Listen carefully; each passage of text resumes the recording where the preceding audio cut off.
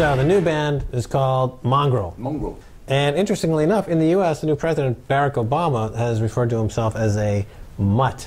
So are we in kind of a post-absolutism phase, post-fundamentalist phase? Yeah, I think the era of absolutism and of kind of with us or against us, Bushism is long gone, and I think the kind of inclusive message that you heard Obama make upon being inaugurated last week is all part of that, you know. Right, so that whole period of, let's call it the Bush years, culturally seemed somewhat vacant in a lot of ways. Yeah, I wonder where our cultural icons were. Where were our generation's John Lennon's or Bob Marley's or Joe Strummer's or Lenny Bruce's or Muhammad Ali's, you know, kind of missing in action, perhaps. Davos is happening out there right now. There are tons of police lining up to protect the bankers from the protesters. How do you see it? Well, I think at this year's Davos there will be a lot of people who, I think the numbers of protesters will be significantly higher owing to the fact,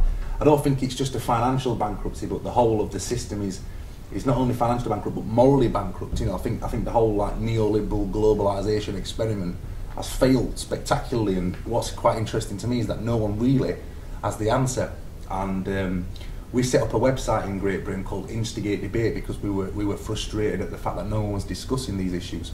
So the idea was that we had a load of questions, and kids with the camera phones can go up to celebrities and say, you know, what do you think to this? They send us the video, we play a gig in their house, and we're trying to oil the wheels of democracy. But one thing that we've been finding out increasingly more is as the financial kind of meltdowns, you know, sped up and stuff, people in increasing numbers have been getting really into it and really kind of enthralled by it. And you know, they can put all the police out they want, but ultimately they won't be able to, you know, stem the tide of anger and resentment, because, you know, these people have taken the money for far too long and kind of been far too reckless with people's lives, and there's a lot of anger out there. I feel like 2009 is in lots of ways akin to kind of 1965, 66, and in the next few years I sincerely believe that there's going to be some kind of tumult, but in a good way, you know, ultimately something good will come out of it, so bring it on.